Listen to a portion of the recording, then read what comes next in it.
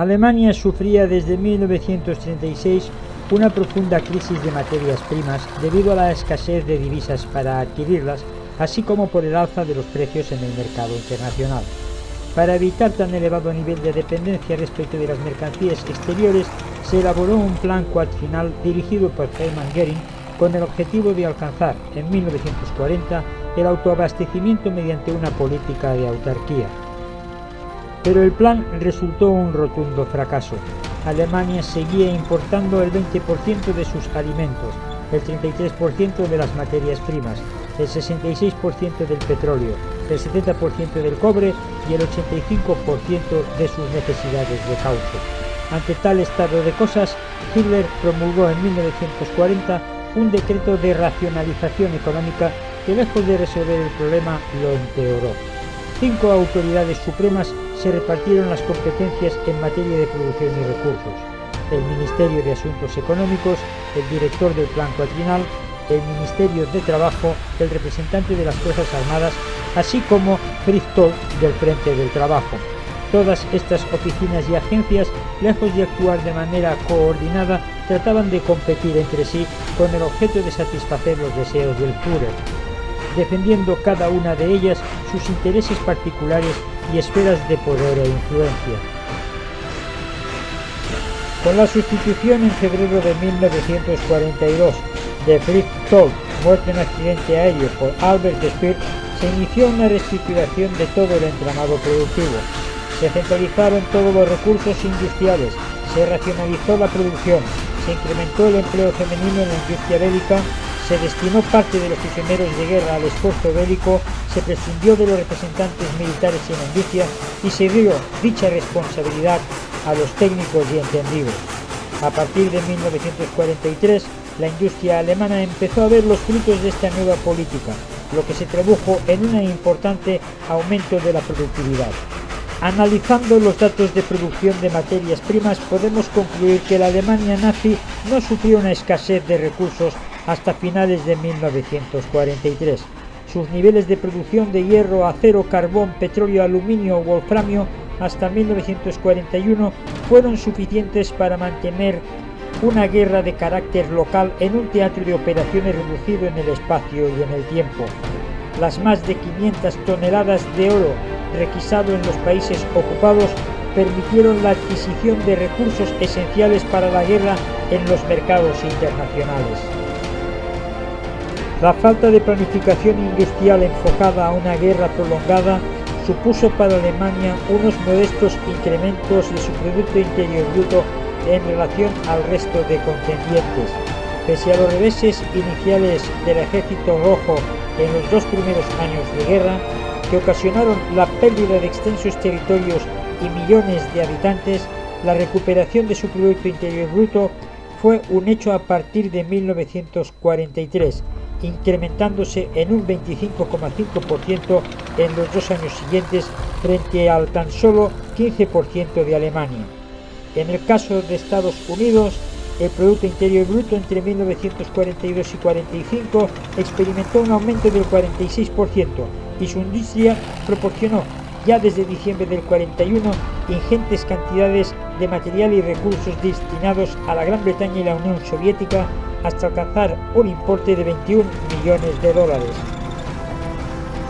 Un ejemplo de la mala planificación industrial radica en el hecho de que, pese a que Alemania producía 3 veces más acero que la Unión Soviética, esta consiguió producir hasta 1943 48.000 piezas de artillería, 24.000 tanques y 35.000 aviones, frente a las 27.000 piezas de artillería, 7.000 tanques y 25.000 aviones fabricados por Alemania. Aunque el Tercer Reich produjo un promedio anual de unas 35.000 toneladas de acero hasta 1944, los aliados en su conjunto triplicaron dicha cifra, alcanzando un total de 111 millones de toneladas, lo que nos da una idea de la diferencia de magnitudes. Como hemos visto, Alemania mantuvo sus recursos de hierro gracias a las exportaciones suecas hasta noviembre de 1944 y también las de wolframio procedentes de España hasta la caída de Francia en agosto de ese mismo año.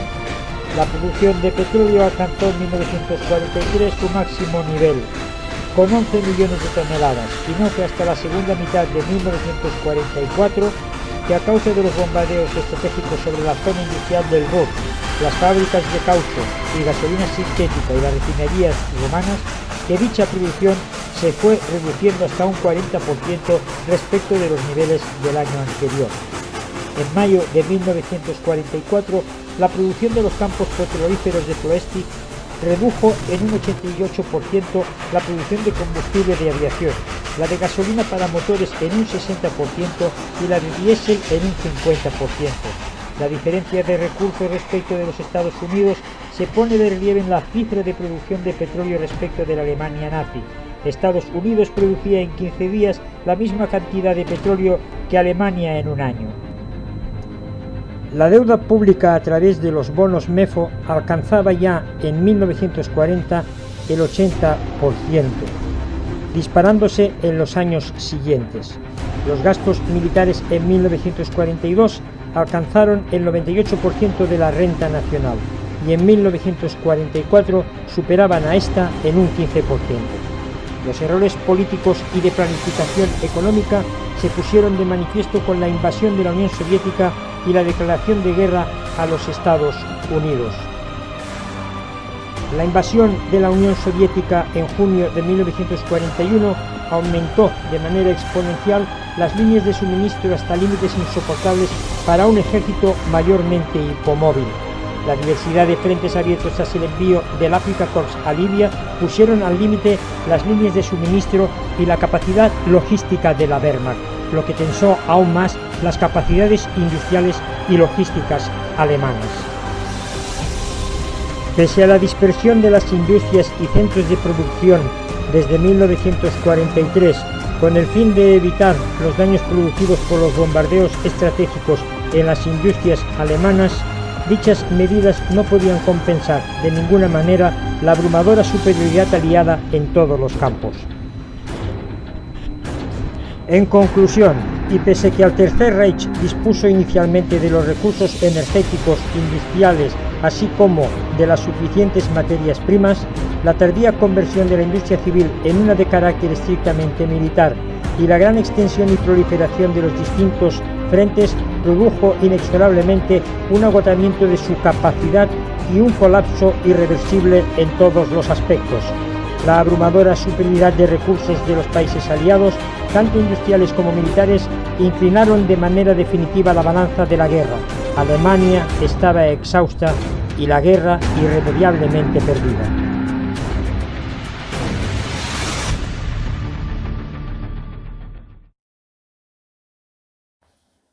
Con este cuarto vídeo damos ya por finalizada la segunda parte, que iba referida a los recursos, a las materias primas de las que dispuso la Alemania nazi durante la Segunda Guerra Mundial. En conclusión, podemos afirmar que no es que Alemania tuviese una carestía de estos recursos o estas materias primas, en cuanto al esfuerzo bélico se refiere, sino que fue la nefasta planificación económica e industrial por parte del Tercer Reich lo que acabó decantando la balanza a favor de los aliados. Sin duda alguna, algo tuvo que ver el desarrollo de la industria de Estados Unidos y también la capacidad de sacrificio industrial del pueblo soviético. Al final, Alemania se enfrentó a un conglomerado de países aliados con unos potenciales en materias primas, en recursos humanos e industriales muy superiores a los que era capaz de afrontar. En el próximo vídeo vamos a estudiar ya la producción desde el punto de vista estrictamente militar. Las unidades que se produjeron, el coste de estas, en definitiva, todo lo que tenga que ver con la movilización para el esfuerzo bélico de los distintos ejércitos. Espero que os haya gustado el vídeo y que tengáis interés en ver el siguiente.